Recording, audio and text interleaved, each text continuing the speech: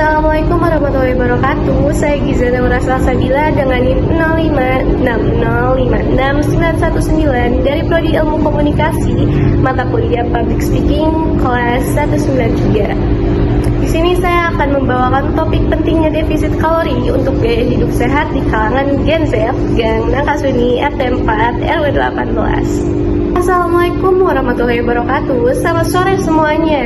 Kumaha damang. Makasih banget ya untuk teman-teman Akang Teteh Gang Nangkasuni RT 4 RW 18 yang sudah kumpul di sini. Saya hari ini mau ngajak Akang Teteh ngobrolin sesuatu yang kayaknya lagi hype banget tapi banyak yang salah paham. Kita mau ngobrolin soal defisit kalori.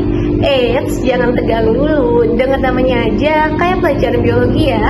Tenang, di sini saya bukan mau ngajarin. Di sini saya cuma mau sharing alias berbagi cerita.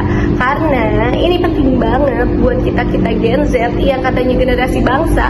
Tapi kalau malam hobinya scroll TikTok sambil nungguin Snazgirls udah lewat, bener apa bener?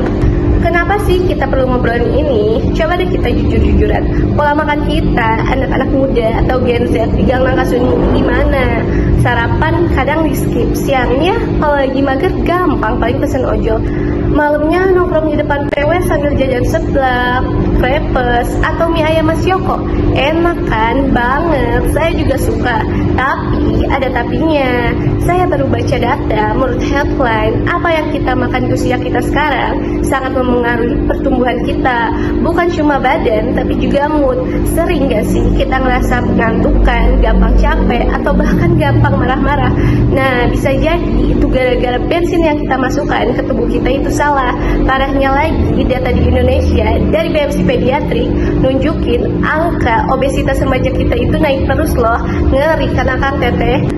Hal ini sejalan dengan data dari CDC Amerika yang mengatakan bahwa hampir 40% kalori harian remaja datang dari kalori kosong, di mana makanan dan minuman tinggi lemak, tinggi gula, tapi gizinya nol.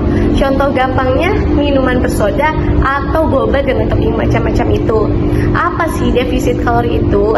Saya tegaskan dulu ya, ini bukan berarti harus kelaparan. Banyak yang mikir defisit kalori itu harus diet ketat, harus kelaparan, dan gak boleh makan. By the way, itu salah besar ya Kang Teteh. Gampangnya gini, tubuh kita ini butuh energi untuk hidup, untuk nafas, untuk mikir, bahkan main HP pun butuh energi. Energi itu namanya kalori.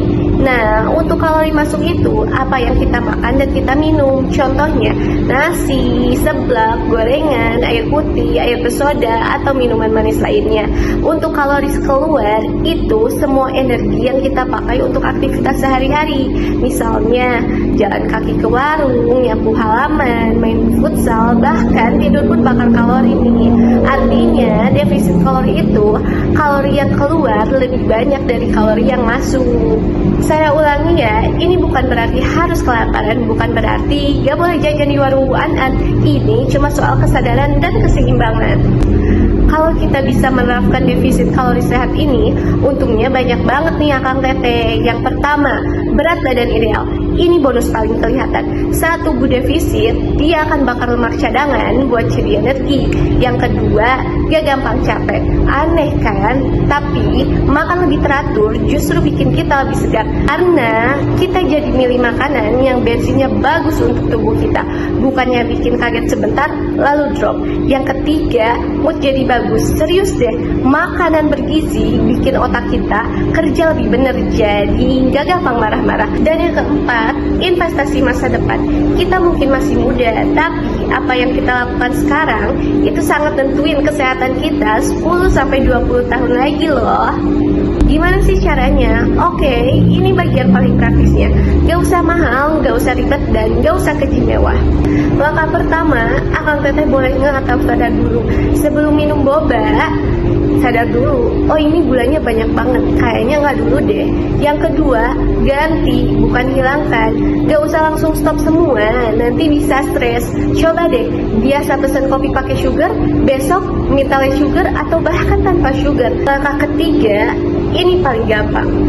Kita ini di Gang Nakasuni kan enak banget ya, gak usah jogging jauh-jauh, cukup jalan kaki keliling gang 5 putaran, itu udah pasti bakar lemak loh, dan itu tentunya gratis. Pola makan kita sebagai Gen Z di Gang Nakasuni ini sebenarnya masih perlu perbaikan, karena mungkin masih banyak yang sering skip sarapan, sering jajan, dan sering makan minuman yang sebenarnya cuma kalori kosong. Nah, defisit kalori ini mengajak kita agar kalori yang keluar lebih banyak daripada yang kita makan, dan bukan berarti harus kelaparan. Kalau kita bisa ngatur makanan dengan lebih sadar, berat badan bisa jadi lebih ideal, badan lebih ringan, mood lebih bagus, dan kesehatan jangka panjang juga lebih terjaga. Caranya pun mudah ya Kang Tete, sadari dulu apa yang kita makan, lalu pelan-pelan ganti pilihan makan ke yang lebih baik, dan lebih banyak gerak lewat aktivitas sehari-hari. Teman-teman Akang Tete, intinya defisit kalori itu bukan hubungan, itu cuma alat bantu biar kita lebih sehat. Ini bukan soal jadi kurus instan, tapi soal jadi lebih sayang sama badan sendiri. Kita ini Gen Z, generasi yang katanya paling melek informasi. Yuk kita pakai informasi itu untuk jadi generasi yang paling sehat, paling kuat, dan paling produktif di Gang Nakasuni ini. Kita ini Gen Z, generasi yang katanya paling melek informasi. Yuk kita pakai informasi itu untuk jadi generasi yang paling sehat, paling kuat, dan paling produktif di Gang Nakasuni ini. Mulai dari piring kita hari ini, sedikit lebih sadar, sedikit lebih gerak, itu aja udah cukup. Hatur nuhun, terima kasih atas perhatiannya. Mari kita jadi Gen Z di Gang Nakasuni yang sehat dan keren. Wassalamualaikum warahmatullahi wabarakatuh.